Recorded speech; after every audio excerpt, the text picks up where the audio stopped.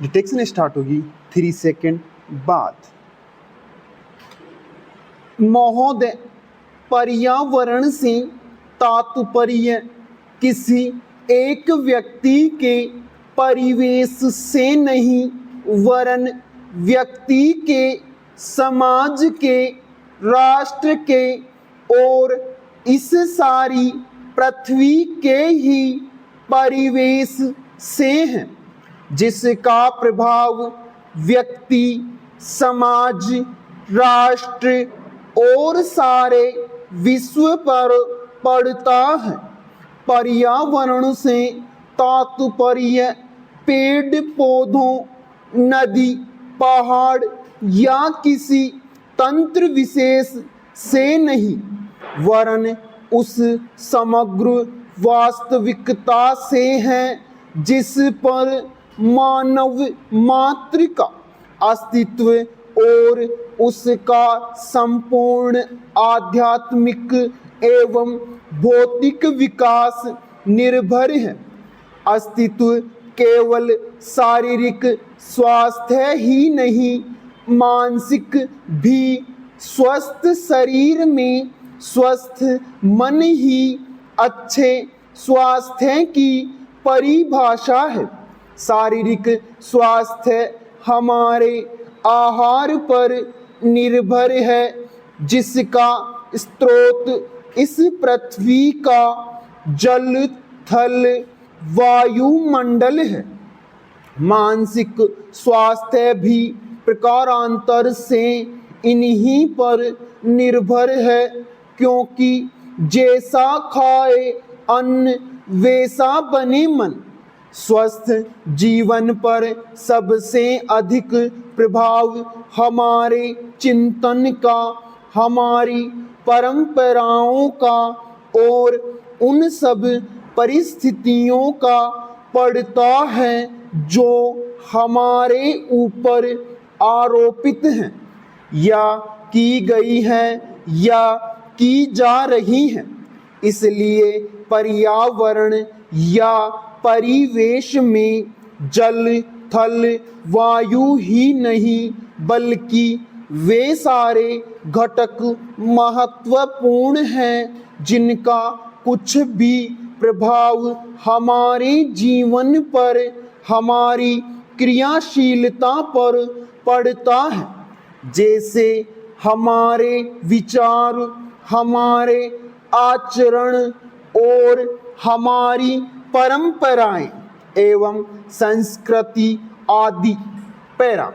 सदा से मानव की आकांक्षा उन्नति और विकास की रही है। जगत का अर्थ ही है गतिमान, और गति दोनों ओर संभव है। उन्नति की ओर भी और अवनति की ओर भी।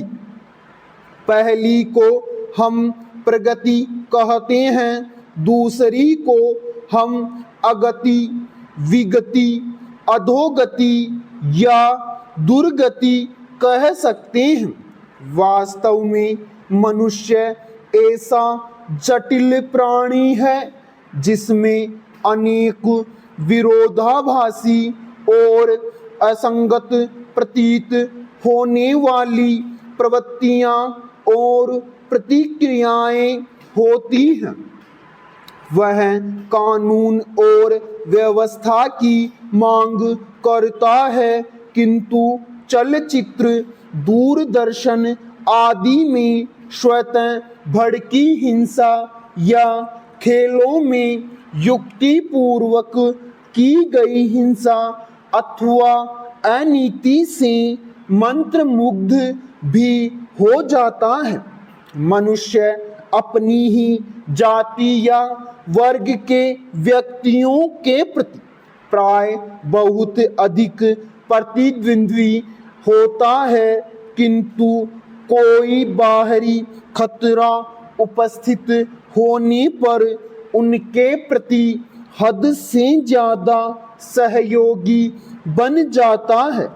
वह सड़कों पर या युद्धों में सामूहिक विनाश के प्रति उदासीन रहता है, किंतु किसी खान में फंसे हुए एक व्यक्ति या किसी कुएं में गिरे हुए एक बालक की रक्षा करने के लिए ढेरों साधन जुटा लेता है।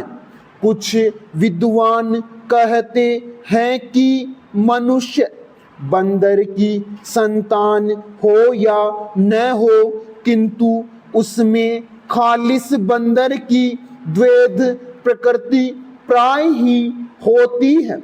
उसमें शाकाहारी बंदरों की भांति वृक्षों में उछल कूद करने की प्रवृत्ति तो होती ही है, साथ ही ऐसे बंदरों की स्वाभाविक जिज्ञासा भी होती है जो अत्यंत संगठित गिरोहों में रहते हैं और भांति भांति का मांस खाने में मजा लेते हैं।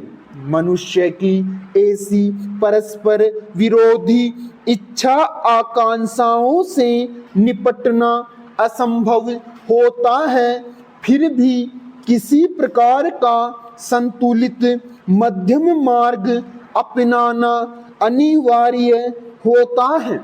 यही बुद्धिमानी का रास्ता है। विद्वानों ने मानव की मूलभूत आवश्यकताओं को 5 स्तरों में रखा है। समाप्त।